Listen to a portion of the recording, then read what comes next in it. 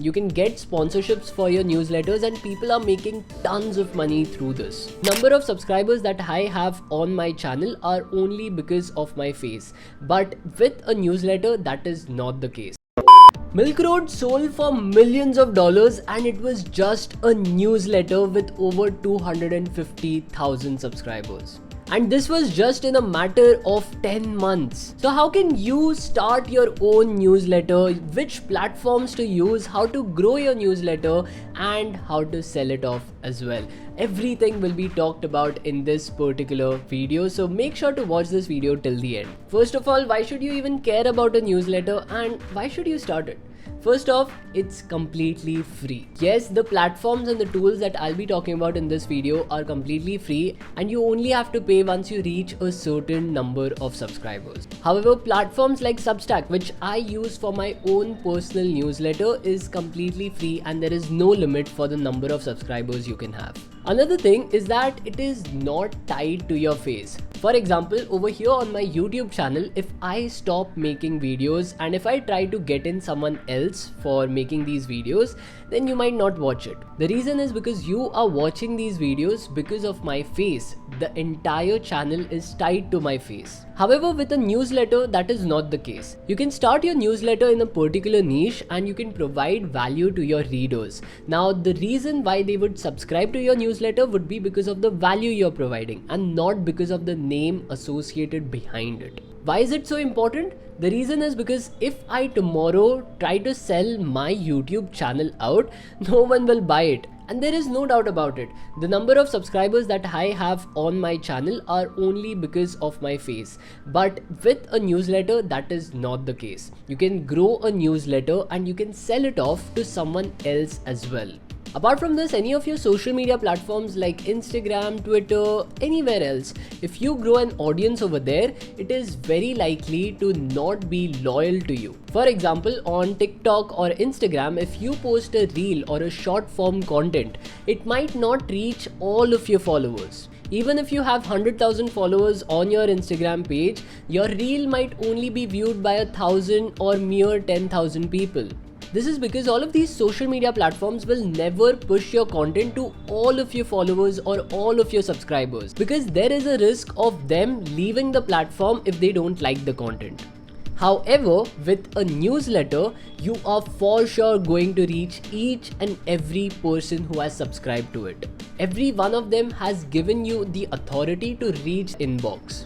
This helps you in directly contacting them and not going through a third-party mediator. Along with this, you also have their email address, which is a private detail which none of the other social media platforms will ever share with you.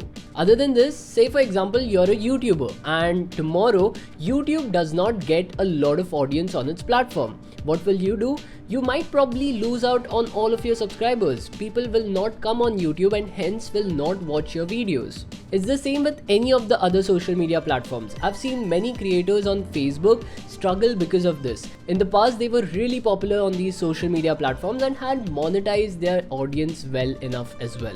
But now, because those social media platforms are not being viewed as much and people have shifted to say Instagram or Twitter, they have lost their follower count. And this was no fault of their own. However, if they had just taken that one step of asking for email addresses or creating a newsletter for themselves, then they would have a loyal audience which would stick to them even if the social media in itself changes. Next up, you can even monetize your newsletters. You can get sponsorships for your newsletters and people are making tons of money through this. Even a small newsletter which has a niche audience is pretty much monetizable. Okay, so now that you've understood why a newsletter is so important and how you can monetize it, let's talk about what to even write in a newsletter.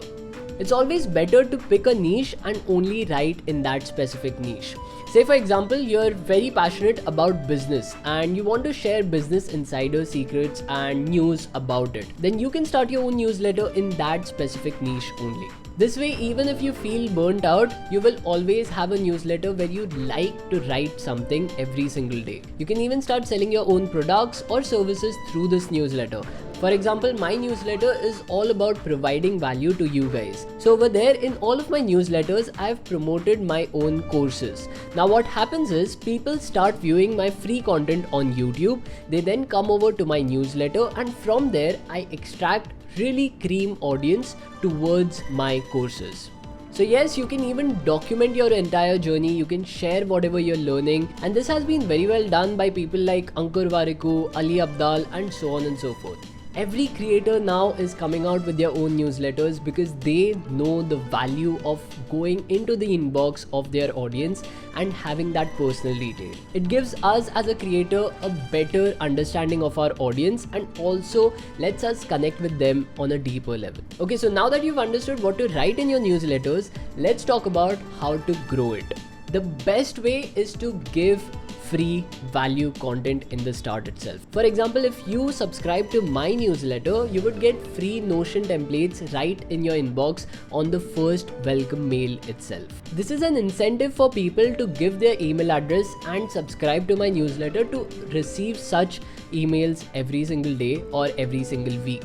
In order to write really good content in your newsletters, you can even take the help of ChatGPT and write really good newsletters from it as well. I take a lot of inspiration from there and I craft my LinkedIn posts, even newsletters using that. But you would notice that ChatGPT does not give you personalized responses, and for that I've created a lot of prompts which I can share with you if you subscribe to my newsletter. See what I just did there? I promoted my newsletter by giving you free, valuable content.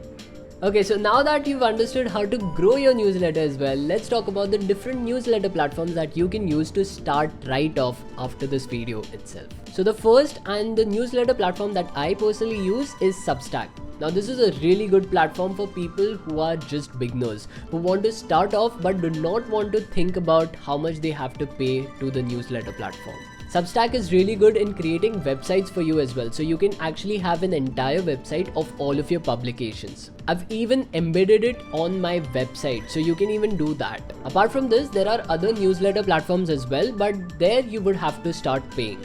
For example, on Beehive, it is completely free for a certain number of subscribers, but then once your subscriber limit reaches that level, you would have to start paying for it. Then there is ConvertKit, which is really good for people who want to sell services or people who want to sell products. Along with this, there is MailChimp as well that you can probably check out. So these were the list of all the newsletter platforms, and this is not sponsored at all. This is something that I have personally used and recommend to you well. So if you like this video, then do press the like button, do subscribe to the channel. It really helps me grow a lot, and more than 90% of you still haven't subscribed. So let's bring that number down to 50%. Let's see you in the next video. Bye bye.